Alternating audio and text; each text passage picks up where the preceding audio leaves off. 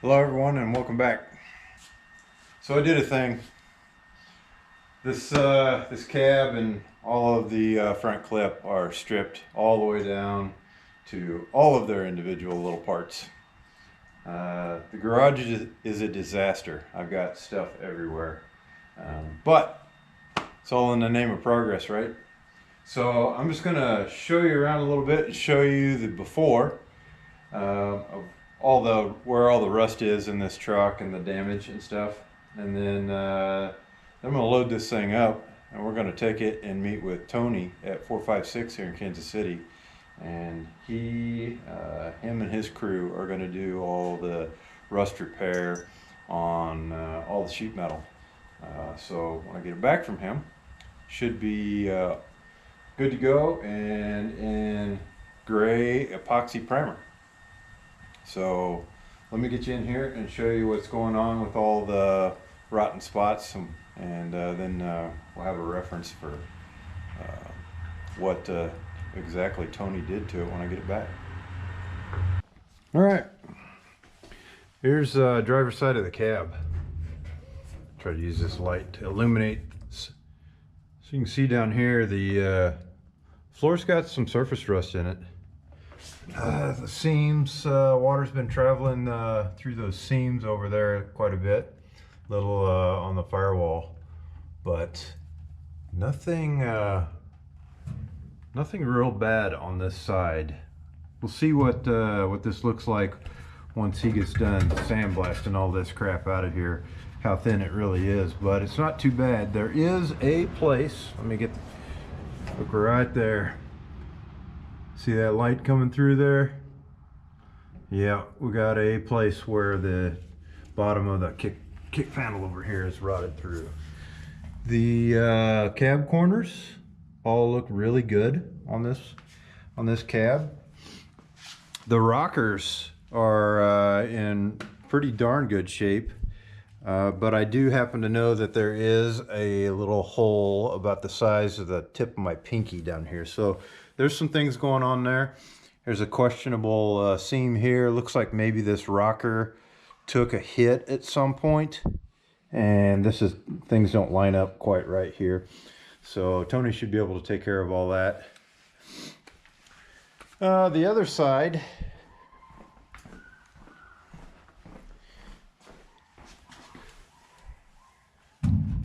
here we are on the passenger side. This side is a little worse. And actually, on the surface, it doesn't look too bad right there. Doesn't look any worse than the driver's side, right? Well, let's sneak on around the corner over here. Yeah, that was real thin, and the bottom down here, that kickboard, yeah, it's got a lot more damage down here at the bottom of the pillar. So that's going to take quite a little bit more work to repair. Again, the cab corner on this side doesn't look too bad. It'll be interesting to see what Tony finds in here, what he thinks about it. Now this rocker had they had taken and welded an RV step, a metal RV step that would come out and set down. You can see that in one of my previous videos when I first got this truck. They had bolted it through this rocker, so this rocker's got some damage on it, and been cut out down here. Some other things going on that Tony will have to straighten up.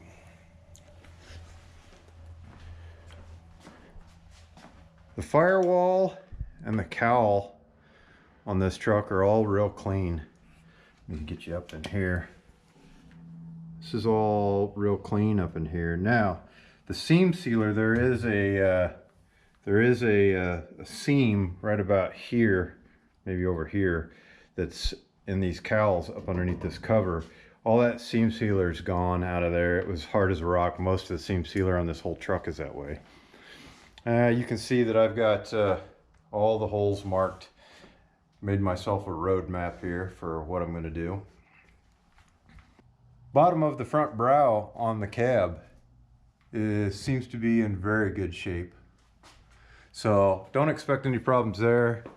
Definitely no signs of any problems going on in here on the interior of the roof. So that's probably not going to need any attention. But what we are going to do is the little back window on this is going to go away. Tony's going to put in a big back window on this, and probably when that happens, there is a dent. I don't know if you can see it right here.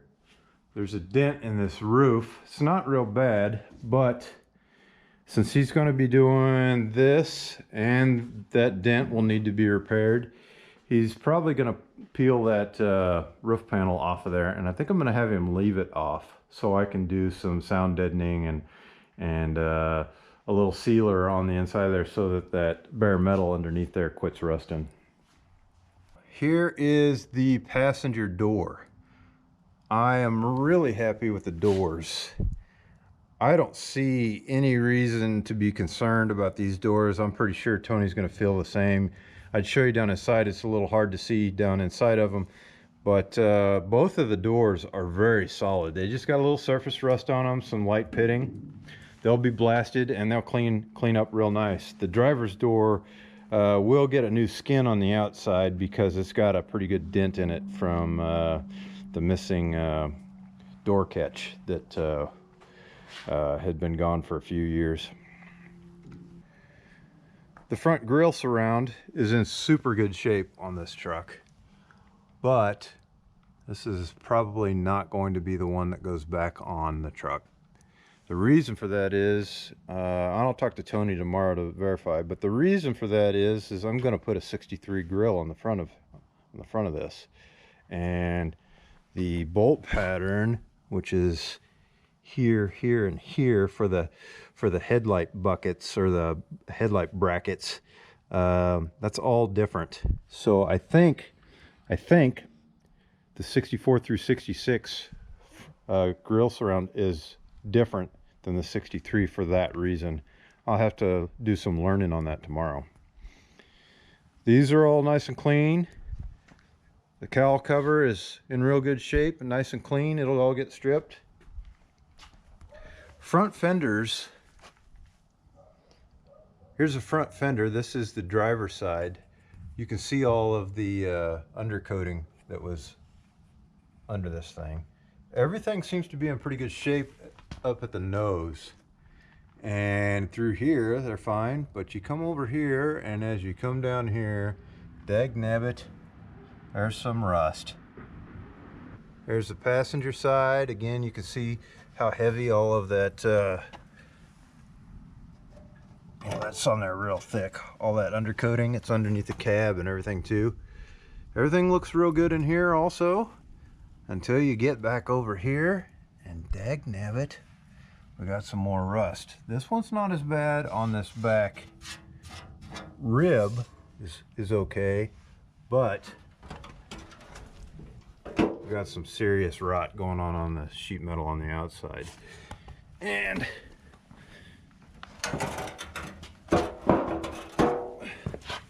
this one's the same way. So Tony will cut these out, probably cut them in something like this, and he'll put a patch panel in there. At least this one will end up getting a new rib on the back. I don't know what he'll decide on that one. That'll be up to him. And we'll put this original sheet metal back on the truck.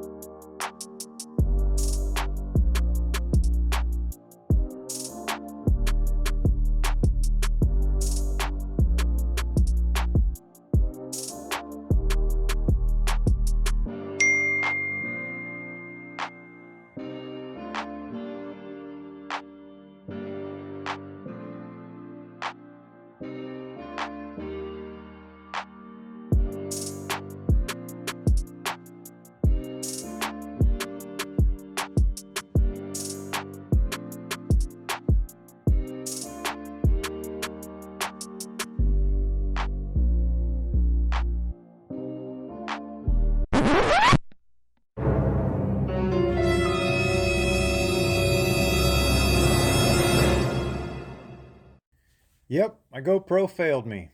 Battery overheat. So here you see a big change in the video, a good hour's worth of some pretty good content that was lost, unfortunately. After we got the cab off of the truck chassis and got it into the shop, Tony took the time to explain a lot of things to me that were actually pretty good, and I was anxious to share with you guys. There were some production markings on the firewall that he explained, and it was good stuff, I thought. Unfortunately, none of that will ever be seen at this point. Thank you, GoPro. So what you're looking at here is I'm up on Tony's shop mezzanine, where he keeps a lot of his spare parts. And what you don't know is that Tony's in the process of moving his business from one part of Kansas City to another, and he has moved everything that he had into this new building. And he has just recently gotten it all into one building. So he was a little bit hesitant to let me in and kind of show me around because he thought it was a real disaster. You can see from just this mezzanine that he's pretty good at organizing his stuff. So I did get a quick look around here. This part of the video was not corrupted, so it came out fine. But I did lose everything else. So I'll have to make it up to you guys and come back around and talk to Tony later on when I pick the truck back up from him, and maybe get another look at his shop. And I'm sure by then he'll have it better organized. But here you can see some pretty nice trucks that he's working on. If you're a 60 to 66 truck guy and you don't know about Tony, you probably should at this point. Look him up, 456 ChevyTrucks.com, and he's a good guy. He's just a down-to-earth guy, and he'll be willing to help you with anything that he can, anywhere from small parts up to a full build. Just give him a holler.